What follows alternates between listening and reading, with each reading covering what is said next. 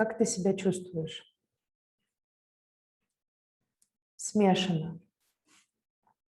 Знаешь, я запуталась. Я общалась с девочкой из Донбасса, которая жила там первые 2 года тех событий, потом уехала с военными в Ростов.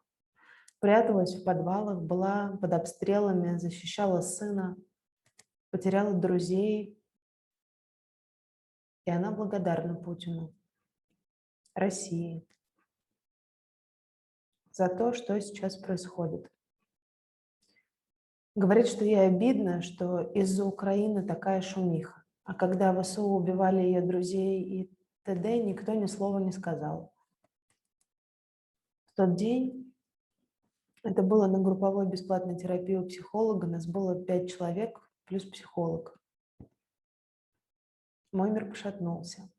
Я не говорю, что война – это правильно. Особенно бомбежка мирных людей, насилие, смерти. Но теперь в моей голове вопрос, а что правда? Я против войны. Я против действий России. Я всеми фибрами души не понимаю нашу власть, этот захват Украины, но в то же время, а что, если на Донбассе действительно все было так плохо? Почему никто им не помогал такими же санкциями, переговоры, еще чем-то, не войной? Ты помнишь свое 24 февраля? Скорее нет, чем да. Помню, что я улыбнулась и такая: да нет, ты чё? Какая война в 21 веке? Афган, да, там войны, Сирия, Россия с Украиной. Что, простите? В какой момент ты поняла, что твоя жизнь изменилась? Когда увидела лицо мужа. Я старалась не вникать в ситуацию, мне страшно читать это, думать об этом. Но увидев мужа, который весь в напряжении, когда я осознала, что планы пошли по детородному органу, когда узнала, что там друг в самом пекле, и в него сослуживцы умирают на руках. Когда я начала каждый день смотреть в телеге, искать лицо друга на канале «Ищи своих». Каждый день видела трупы. Тогда я осознала, что все изменилось. С чем ты просыпаешься утром? С чем засыпаешь ночью? Просыпаюсь я нормально, ибо мозг за ночь забывает, что ли. А вот засыпаю с мыслями, а что дальше? Но сейчас лучше. Я научилась представлять что-то хорошее, типа война закончилась. Россия ушла с Украины. Помогает им восстановить все, весь мир сплотился, выкурил трубку мира и так далее. Как изменился твой круг общения, твоя работа, твой досуг? Круг общения никак. Все мои друзья, знакомые против, кроме родителей. С ними мы не говорим о войне и вместе не смотрим новости. Ибо я сразу говорю, что там не все правда, а для них там истина, как для верующих в Библию.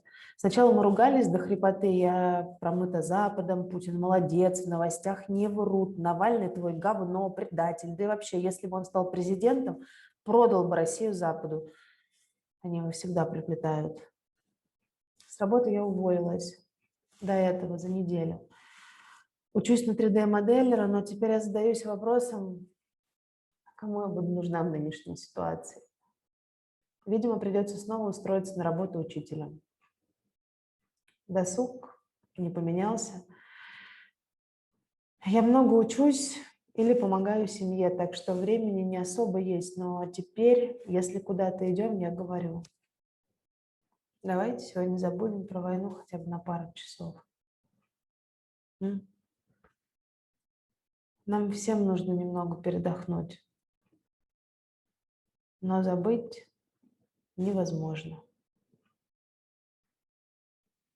Есть ли у тебя какое-то ощущение будущего? Мечта?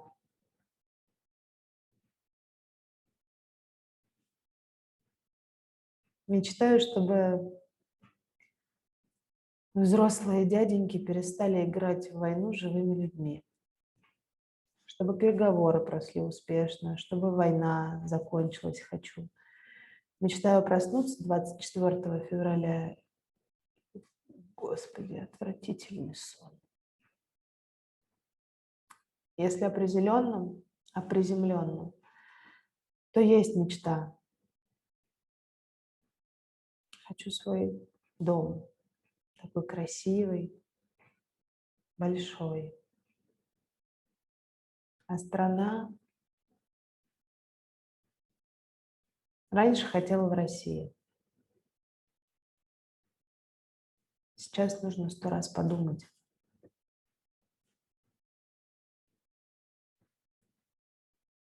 Чем и как ты себя поддерживаешь?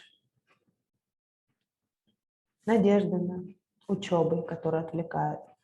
Вчера подала заявку в организацию «Мы вместе». Она вроде от Красного Креста, как волонтер-учитель. Надеюсь, мне позвонят. Не знаю, что добавить. В моем городе не проводят митинги. Люди устали и больше не видят в этом смысла. Фургалу мы не спасли, многих задержали, посадили, побили. Нас с мужем задерживали в Питере. Страшно стало. Одиночный пикет в России – моментальное задержание, поэтому я не выхожу. Я понимаю, что это плохо, мне стыдно за это, но я одна не выйду. В Питере ходила на митинги за Навального и всех политзаключенных. Нас было много. Мы были силой. Мне больно от того, что я ничем не могу помочь, ничем и никому. Вот пошла волонтерство, это мой единственный посильный вклад в данную ситуацию. Хочу мира. Хочу, чтобы люди не прятались в подвалах. Хочу, чтобы мир знал, что не все в России за войну. Хочу, чтобы друг вернулся хотя бы живым. Хочу свободы слова. Не хочу 1984.